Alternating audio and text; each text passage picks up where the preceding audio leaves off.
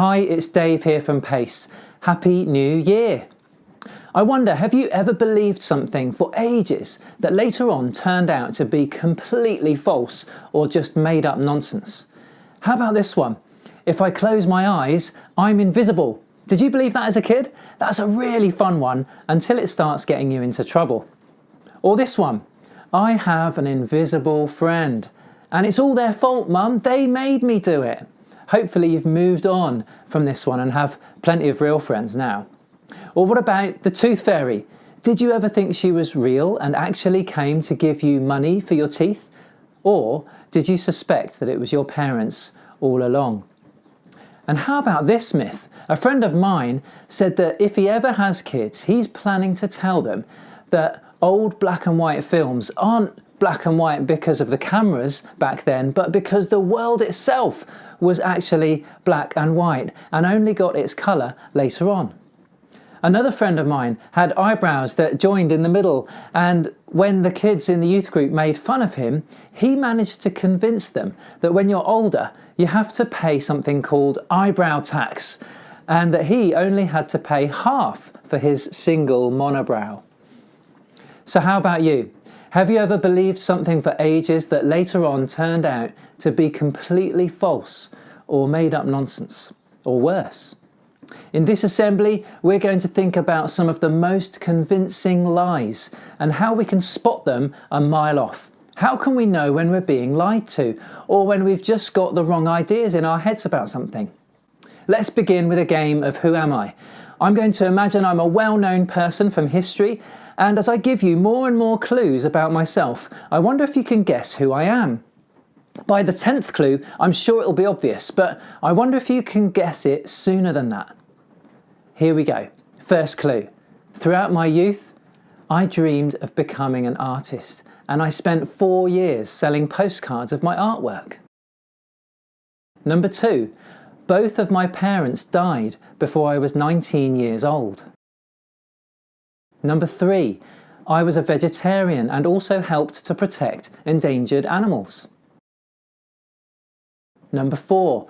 I was passionate about children and got very involved in youth work. Number 5. I used to smoke 25 to 40 cigarettes a day, but gave it up because it was a waste of money. Number 6. I helped to build more new motorways so that cars could travel across the country more easily. Number 7. I got Porsche to design a car that almost anyone could afford so that more people could drive. Number 8. As a politician, I was a brilliant organiser and powerful speaker, and I grew in influence and power. Number 9. I believed humans would flourish as a pure race of people with blonde hair, blue eyes, and tall in stature. And number 10, I was responsible for starting World War II and for killing more than 11 million people in the Holocaust and other genocides. You've realised by now, of course, that we're talking about Adolf Hitler. The 27th of January each year is Holocaust Memorial Day, an opportunity to stop, reflect and remember how our world and people today have been affected by the destruction of countless human lives. We'll take a moment of quiet at the end of this assembly to remember, reflect and respond. First, I wonder if it came as something of a shock as we went through those clues about Hitler just now. And you know what? I think it probably came as a huge shock to people in Hitler's day when they realised what his plan really was. It makes me wonder, how was it that Hitler was able to convince so many regular, decent people that he was a good leader doing the right things, when to us today, looking back, it seems so obvious that he was evil? How were so many taken in by his convincing lies and propaganda? When we think about the Holocaust, it's easy for us to say, never again. But how can we be so sure that we won't be led astray by leaders with twisted agendas or mixed motives? Hitler managed to persuade many that what he was doing was good and right. Would we have fallen for it? I wonder. It makes me want to ask this question. How can we avoid being taken in by the most convincing lies or wrong ideas when they come along? How can we be well prepared to spot them a mile off so we're not drawn into something awful? I used to work here at BP petrol station at the top of Wallisdown Road in Bournemouth. Some of you may know it. And for a year I was busy behind the till there, taking payments for fuel and for things in the shop. Part of my job was to know the difference between fake banknotes and real money. There were counterfeit banknotes in circulation, and I needed to make sure they didn't end up in my boss's till instead of genuine cash. I wonder if you know how to spot the difference between a real banknote and a well-made forgery. If you go to the Bank of England website, you won't find actually lots of pictures of fake banknotes to know what they look like. Instead, they show you lots and lots and lots of images of genuine banknotes to study all the features of them so that you can know what the real stuff looks like. Because that's the best way actually to spot the fakes when they come along.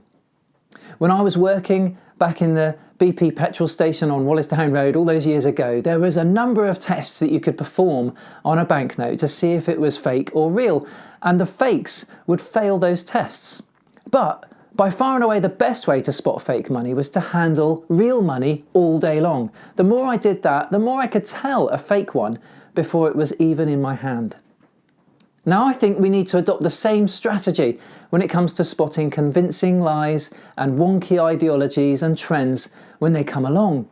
And there are plenty around. If you spend any time on social media, you'll probably have seen them competing for your attention. The best thing I can suggest is to spend time reflecting on, learning about and celebrating everything that is true and right and good. This will help us when lies come along dressed up as truth, or when wrong attitudes come disguised as right ways to think, or when bad ideas are presented as good ways to live. We'll spot them if we're in the habit of feeding our minds well. The Bible says whatever is true, whatever is noble, whatever is right, whatever is pure, whatever is lovely, whatever is admirable, if anything is excellent or praiseworthy, think about such things. Do you do that? I wonder what would happen if we resolved to spend more time filling our minds with these kinds of things. So, as we pause now to reflect on some of the ways lives have been taken through wars and conflict, and even about how many lives have been taken through the COVID pandemic recently, let's also think of things for which we can be grateful, even at this time of crisis. Let's remember, but let's also resolve to think, speak, and act. Let's take the opportunity to do that right now. And then I'll finish with a prayer. If you're someone who prays, feel free to be praying too, or if not, just continue to reflect on what we've thought about today. So let's just be still for a moment.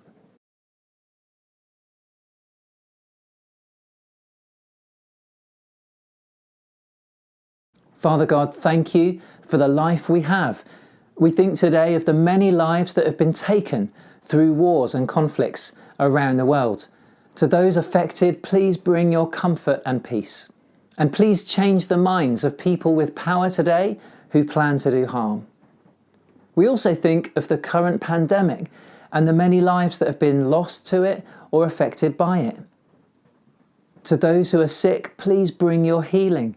To those who are grieving, please bring your comfort and peace.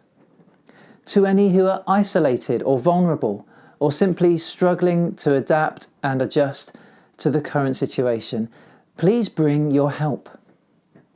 And to those who lead, who hear many different voices and face many important decisions day by day, please bring your wisdom and courage.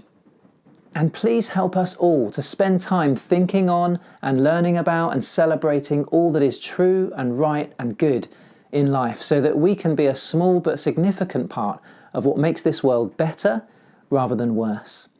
And so that we can spot untrue, unhelpful and unhealthy actions and attitudes when they do come along. Amen.